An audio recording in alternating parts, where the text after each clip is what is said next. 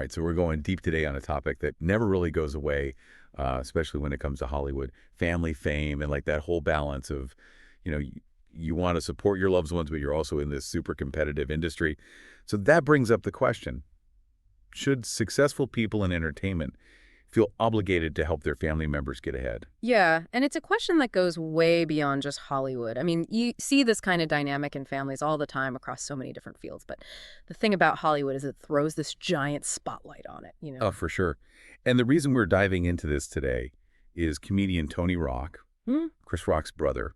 He was on the AR Spars podcast, and he got really candid about his feelings on how Chris has or hasn't supported his career. You know, it's interesting because this really taps into something we all want, that recognition, that validation, especially from the people closest to us. So imagine trying to make it in the same field as your superstar sibling. It's like a pressure cooker Right. situation, you know? Totally.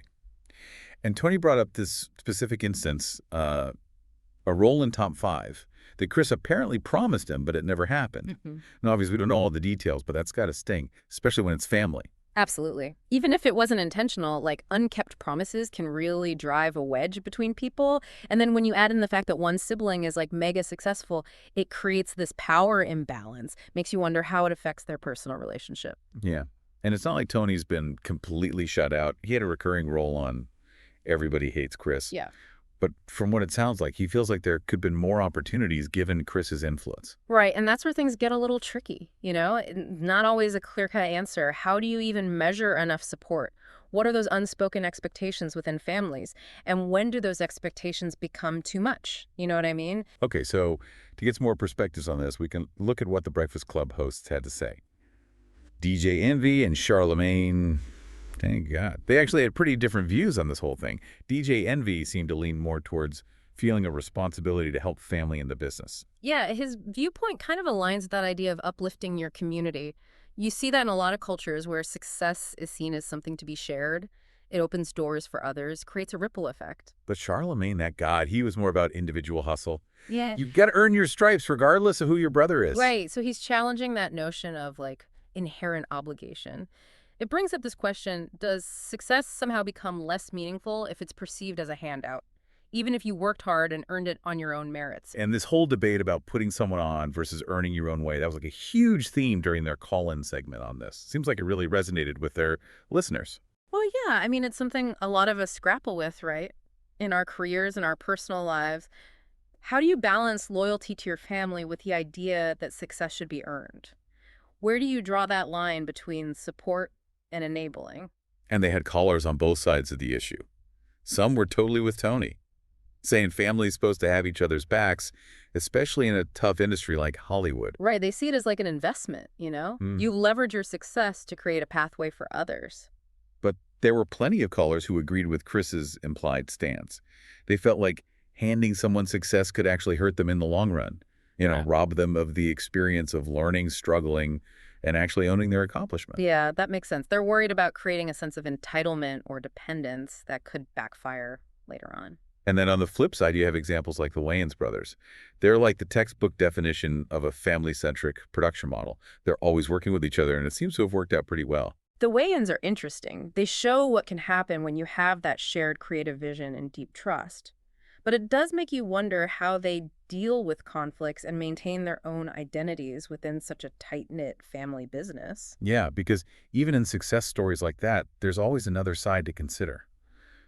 Blurred lines, accusations of favoritism, the pressure of always putting family first. It can get messy fast. Oh, absolutely. Mixing family and business just throws gasoline on the fire, you know. Personal disagreements can turn into professional ones, and separating those two worlds becomes almost impossible. And Charlemagne, God brought up another interesting point about all this. Is it really a good idea to be airing out this kind of family drama publicly? Yeah, that's a tough one, ethically speaking. On the one hand, speaking your truth can be empowering, it can lead to some kind of resolution. But on the other hand, putting all your dirty laundry out there can cause some serious damage to relationships and reputations.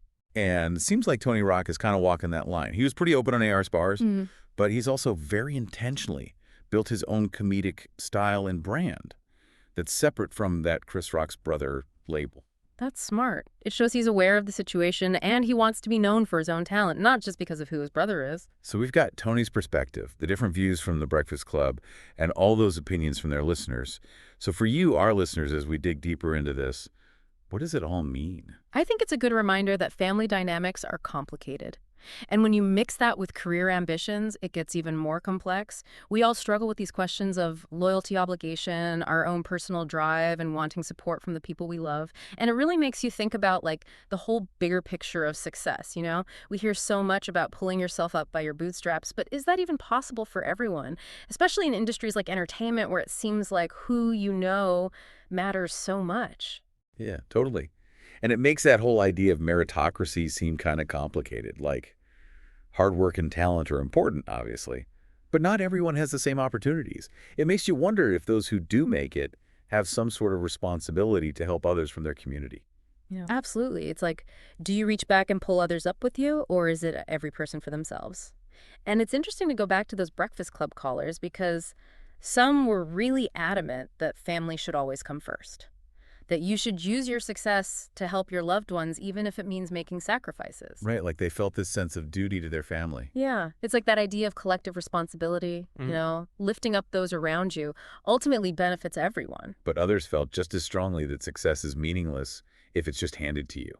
You have to earn it. It's like that struggle, that overcoming obstacles that makes the achievement worthwhile. Yeah, and they worried about creating a sense of entitlement or making someone too dependent, which could actually end up holding them back in the long run. Right. And then there are examples like the Wayans brothers, who have basically built their whole careers around working with family. Yeah, they've made it work, but it makes you wonder how they navigate those potential downsides. The Wayans are a great example of the power of shared vision and trust within a family business. But it does make you think about how they handled disagreements or make sure everyone's voice is heard. Because even with the best intentions, mixing family and business can get messy.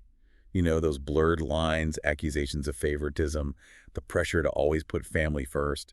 It can lead to conflict. Oh, definitely. It can turn into a recipe for disaster. And then it can be almost impossible to separate those personal feelings from the professional decisions. Exactly. Which brings us back to that question that Charlemagne, that God raised about airing family drama publicly. Is it ever the right thing to do? Or does it always end up causing more harm than good? It's tricky because speaking your truth can be empowering and maybe even lead to some healing. But you have to consider the potential consequences for everyone involved, not just yourself. And it seems like Tony Rock is trying to walk that fine line. He was pretty open on AR spars, but he's also been deliberate about building his own comedic identity apart from his brother. Right. It's like he's saying, I'm funny and talented in my own right. Exactly. Yeah. It shows he wants to be recognized for his own hard work, and not just because he's Chris Rock's brother. And it makes you think about how we define success. Is it individual achievement, collective advancement, or maybe it's about finding some kind of balance between the two? Yeah, and even if Chris had given Tony that role in Top 5, would it have really addressed those deeper issues, that need for recognition and validation? Right. It makes you wonder if sometimes true success comes from forging your own path, even if it means facing challenges and setbacks along the way. Because ultimately, it's about defining success on your own terms, not letting it be dictated by external factors or comparisons to others, even your own family. This has been a really interesting deep dive. We've heard from Tony Rock, the Breakfast Club hosts, and their listeners.